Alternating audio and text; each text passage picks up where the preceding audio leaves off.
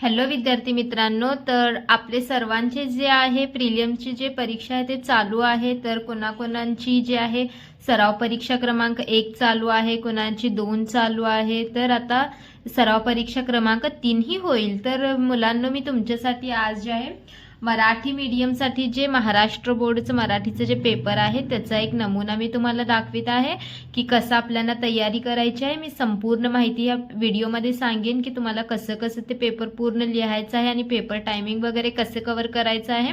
तर व्हिडिओला शेवटपर्यंत नक्की पहा आणि आपण जर चॅनलवर आपल्या नवीन असाल तर सबस्क्राईब लगेच करा, कारण जे मी आहे तुम्हाला सगळ्या विषयांचे महत्त्वाचे प्रश्न देत आहे आणि इतिहास, भूगोल, विज्ञान, गणित सगळे मी तुम्हाला महत्त्वाचे प्रश्न आणि पेपर ही तुम्हाला देईन। तर विद्यार्थी मित्रांनो, चला आपण टाइम वेस्ट न करता सुरू करूया।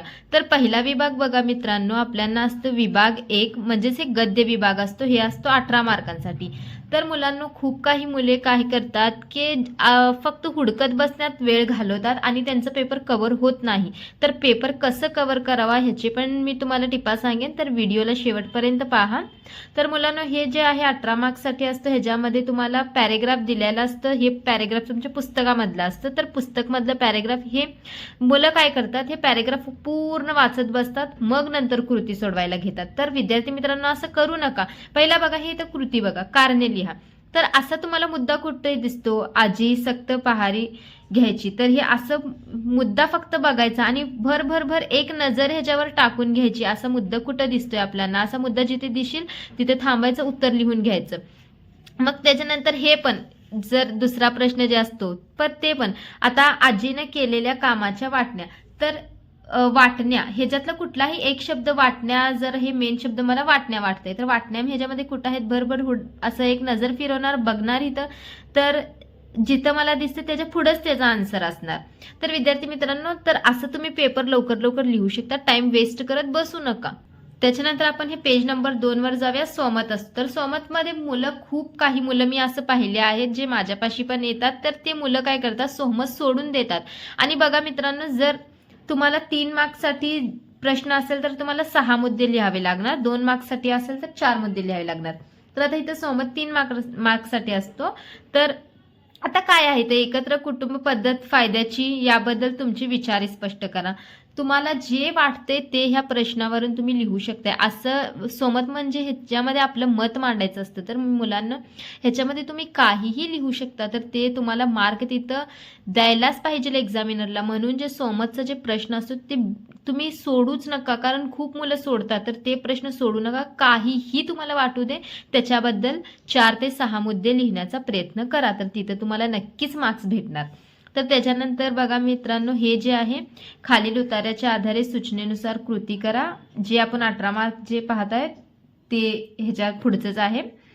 मग इथं आहे प्रश्न असतो, मग ह्याला हे प्रश्नासाठी नवीन दुसरा पॅरेग्राफ असतो। तर पॅरेग्राफ आता मी जसं तुम्हाला सांगितलं आहे त्याच पद्धतीने तुम्ही पॅरेग्राफ भरभर एक नजर घालून घ्या आणि हे सगळे प्रश्न सोडवत जावा। सोमत इथं पण आहे, तर सोमत आपण नक्की करा, ते सोडू नका। हे बघा विद्यार्थी मित्रांनो, हे पॅरेग्राफ आहे, त्याच्याच पुढे तुम्हाला हे कृती पूर्ण करा, ते हेच पॅरेग्राफ बघून आपल्याला करायचं आहे। तर विभाग 2 हे झालं 18 मार्कांसाठी। तर त्याच्यानंतर मित्रांनो, विभाग 2 जे असतो ते पद्य विभाग असतो, म्हणजेच कविता असतात त्याच्यामध्ये। मग इथं जे आहे कविता वाचून तुम्हाला जे आहे हे आपल्याला पेपर हे सोडवायचं असतं। तर आता हे कविता जे आहे इथं पाठीमागे दिलेली आहे, तर हे बघा, पहिला हे पेपर तुम्ही इथं बघून घ्या।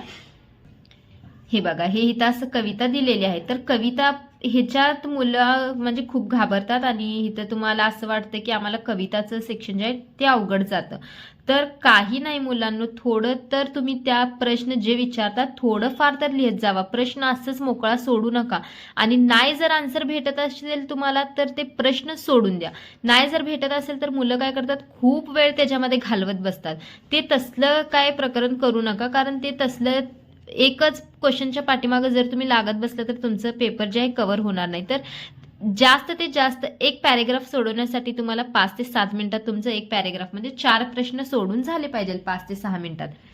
जर तुम्ही तेच हुडकतच जर तुम्ही बसला, वेळ घालवला, तर तुमचं पेपर कव्हर होणार नाही आणि लास्टचं जे सेक्शन असतो तर ते तुमचं कव्हर व्हायला पाहिजे, कारण ते जास्त मार्क मिळवून देणारा सेक्शन असतो. म्हणून हे जे स्टार्टिंगचं आहे भर बघत जावा. जर उत्तर भेटत असेल तर लिहा, नाही भेटत असेल 2 मार्कचं असेल तर 4 ओळी सोडा, 3 मार्काला प्रश्न असेल तर 6 ओळी सोडा आणि पुढचं तुम्ही पहिला जे तुम्हाला येते ते लवकर लिहून कव्हर करून घ्या. आणि लास्टला शेवटचं जे 1 तास उरलेला असते विद्यार्थी मित्रांनो, त्याच्यामध्ये आपण राहिलेले प्रश्न मग हुडकायला वेळ द्या. मग त्याच्यानंतर बघा हे प्रश्न 3 जे असते खालील जे पंक्ती दिलेले असतात ते हे जे कविताचे त्याचा अर्थ आपल्याला लिहायचं असतं. तर कविताचं जे आता कविता करायची कशी नक्की, तर तुम्ही पुस्तकमध्ये जर पाहिला तर पुस्तकमध्ये कविता सुरू होण्याच्या पहिला एक पॅरेग्राफ असतो, तर ते पॅरेग्राफ वाचून घ्या. तर तुम्हाला नक्कीच कवितामध्ये काय काय दिलेलं आहे ते तुम्हाला एक शॉर्टकटमध्ये तुम्हाला समजेल. मग कवितातले जेही प्रश्न तुम्हाला येतील ते तुम्हाला सोडवायला येणार. मग त्याच्यानंतर हे बघा इथं काव्य सौंदर्य आहे. मग हे काव्य सौंदर्यामध्ये तुझ्या डरकाळीने हे जे काव्य सौंदर्य आहे ते तुम्हाला स्पष्ट करायचं असतं. तर ते तुम्ही पॅरेग्राफ वाचून घ्या जे कविताच्या वर दिलेलं असतं पुस्तकमध्ये, तर त्याच्यामधून तुम्हाला नक्कीच हे करायला येईल. त्यानंतर खाली दिलेल्या मुद्द्यांच्या आधारे कोणत्याही एका कवितेसंबंधी कृती सोडवा. तर आता हे कृती सोडवायची आहे तुम्हाला इथे. हे मी सगळं हे जे फक्त आता तुम्हाला मी ॲनालायसिस करत हे दाखवत आहे पेपरचं, जे प्रश्नांचं म्हणजे व्याकरण वगैरे आहे त्याचा व्हिडिओ मी वेगळा बनवेन. त्याच्यानंतर बघा हे खाली दिलेल्या काव्यपंक्तीचं हे रसग्रहण करा. तर रसग्रहण करण्यासाठी तुम्हाला कविता वाचून घ्यावी लागणार, कविता समजून घ्यावी लागणार. आणि रसग्रहणसाठी मी सांगतो जे कविता दिलेले असतात ते कवितेचे वरचे पॅरेग्राफ वाचून घ्या, तुम्हाला नक्कीच ते कळेल. मग तुम्ही हे रसग्रहण इझिली करू शकता. तर हे 4 मार्क्ससाठी असतो रसग्रहण. तर हे पण लिहा, इथं पण 4 मार्क्ससाठी आहे, म्हणजे तुम्हाला एक 10 ते 15 ओळी तर तुम्ही इथं लिहा. त्याच्यानंतर बघा विभाग 3 जे आहे स्थूल वाचन. स्थूल वाचनमध्ये खालीलपैकी कोणत्याही 2 कृती सोडवा. तर ह्याच्यामध्ये तुम्हाला कोणाचं म्हणजे हे स्थूल वाचनचं जे पार्ट आहे ते वाचून घ्या. त्याच्यामधलं कुणाचं पण तुम्हाला एखादा कॅरेक्टर विचारतील, म्हणजे त्याच्यामधलं कुठलाही प्रश्न तुम्हाला पडू शकतो. तर स्थूल वाचन जे आहे ते जरा बरोबर वाचून घ्या. त्यालाही 6 मार्क्स असतात, तर ते सोडू नका. हे मार्क्स तुम्हाला तुमच्या शब्दात लिहायचं असतं, म्हणून तुम्हाला इथे मार्क द्यायलाच लागतात. बोर्डाला असू दे किंवा एक्झामिनरला असू दे, हे द्यायलाच लागतात. म्हणून स्थूल वाचनचं पण थोडंसं सेक्शन असतो ते वाचून घ्या परफेक्ट. त्याच्यानंतर जे विभाग 4 आहे व्याकरण व भाषाभ्यास, तर त्याच्यामध्ये जे आहे व्याकरण जे आहे हे समास ओळखा. आता व्याकरणचं पाठ तुम्हाला सांगायचं मी तुम्हाला हे करतो की व्याकरणमध्ये आता इथे जसे प्रश्न आहेत तसलंच पॅटर्न तुम्हाला सेम व्याकरणमध्ये पडणार. तर आता व्याकरणमध्ये नक्की आता पेपरला काय काय करायचं, तर समासचं व्याकरण करा. आणि कुठलं व्याकरण करायचं सांगतो मी, समासचं करा. मी ह्याच्यावर वेगवेगळे व्हिडिओ बनवीन तुमच्या बोर्डच्या परीक्षाच्या अगोदर. तर आता तुम्हाला मी फक्त सांगत आहे की ज्यांचं पण पेपर आता प्रिलिम्सचे असेल तर कुठलं ग्रामर करायचं ते मी तुम्हाला सांगते. तर समासचं ग्रामर करा. त्याच्यानंतर हे शब्दसिद्धी मुलांना मी तुम्हाला देईन, जेवढे मी शब्दसिद्धी तुम्हाला देणार आहे म्हणजे बोर्डच्या परीक्षेच्या अगोदर देईल, तर ते शब्दसिद्धी तेवढीच करून घ्या मी जेवढी तुम्हाला देणार तेवढी. त्याच्यानंतर बघा खालीलपैकी कोणत्याही 2 वाक्यप्रचारांचा अर्थ सांगून वाक्यात उपयोग करा. तर हे वाक्यप्रचार पण तुम्हाला पडणारच, तर वाक्यप्रचारचे पण हे करून घ्या. तर वाक्यप्रचार कोणते करायचे आहेत बोर्डाला ते मी बोर्डाच्या परीक्षेच्या अगोदर सांगेन ते पण. आणि ह्याच्यानंतर भाषिक घटकांवर आधारित हे सूचनेनुसार कृती करा. तर शब्दसंपत्ती हे करून घ्या. शब्दसंपत्तीमध्ये काय काय असतो, पुढील शब्दांचे समानार्थी शब्द करा. आपल्यापाशी जर नवनीतची जर अपेक्षित असेल तर अपेक्षित वापरा मुलांनो, कारण अपेक्षित मधलेच प्रश्न पडतात. हे माझा खूप वर्षांचा एक्सपिरियन्स आहे. अपेक्षित जे असतात त्याच्यामधलंच व्याकरण पडतो, बाकीचं बाहेरचं कुठलंही येत नाही. तर शब्दसंपत्ती करा जर आपल्यापाशी असेल. जर नसेल तर घ्यायची काही गरज नाही आहे. तसं जर नसेल तर मी बोर्डाच्या पेपराच्या अगोदर तुम्हाला सगळं ते तुम्हाला मी व्हिडिओ जे आहे तुम्हाला पाठवेन शब्दसंपत्तीचं. आणि त्याच्यानंतर बघा समानार्थी शब्द करून घ्या. त्याच्यानंतर शब्दसमूहाबद्दल एक शब्द लिहा, ते पण करा. मग ते वचन बदला, पुढील शब्दांचे वचन बदला, हेही करा. पुढील शब्दांतील अक्षरांपासून 2 अर्थपूर्ण शब्द तयार करा. हे काय सोपंच असतं. आता म्हणजेच काय असतं इथं विचार सरणी, तर ह्याच्यामधून आपल्याला छोटे छोटे शब्द तयार करायचे असतात. त्याच्यानंतर लेखन नियमानुसार लेखन करा. तर त्याच्यामध्ये काय असतं, चुकीचे शब्द ओळखून जे बरोबर शब्द कुठला आहे ते लिहायचं असतं आपल्याला, आणि चुकीचे शब्द ओळखून वाक्य दुरुस्त करून लिहायचं असतं ह्याच्यामध्ये. तर त्याच्यानंतर जे आहे विरामचिन्ह, हेही ग्रामर तुम्ही करून घ्या. विरामचिन्ह त्याचा पण मी व्हिडिओ वेगळा अपलोड करेन. त्याच्यानंतर पारिभाषिक शब्द, हे पारिभाषिक शब्द त्याच्यामध्ये म्हणजे इंग्लिश शब्द दिलेले असतात, तुम्हाला ते मराठीमध्ये ट्रान्सलेट करायचं असतं. आणि हे शब्द तुम्हाला मी मोजके एक 20 ते 30 शब्द देईन तुम्हाला बोर्डच्या परीक्षाच्या अगोदर, तर ते तेवढे शब्द तुम्ही करा. त्याच्यानंतर बघा विभाग 5 उपयोजित लेखन, हे खूप म्हणजे खूप महत्त्वाचा भाग आहे. मुलं हेच भाग सोडून देतात आणि मार्क्स खूप कमी येतात.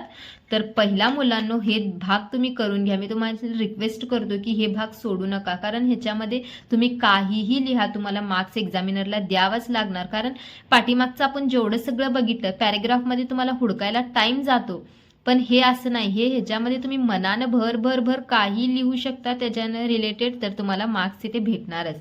तर हे जे आहे उपयोजित लेखनमध्ये पत्रलेखन असतो, तर हे 6 मार्क्ससाठी असतो पत्रलेखन. कमीत कमी 1 ते 1.5 पानाचं पत्र लिहा.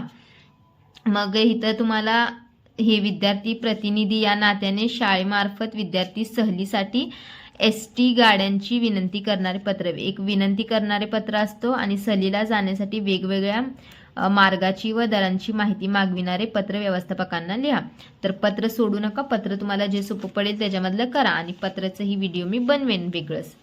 मग त्याच्यानंतर सारांश लेखन जे असतो मित्रांनो, सारांश लेखन किंवा असतो, पत्रलेखनना सारांश लेखन और असतो. तर सारांश लेखन करत बसू नका, पत्रलेखन तेवढं करा. त्याच्यानंतर हे इथं या आता, खालीलपैकी कोणत्याही 2 कृती सूचनेनुसार सोडवा. जाहिरात लेखन असतो, तर जाहिरात लेखन हे जे आहे खाली जाहिरात लेखन असतो आणि मित्रांनो त्याला और असतो.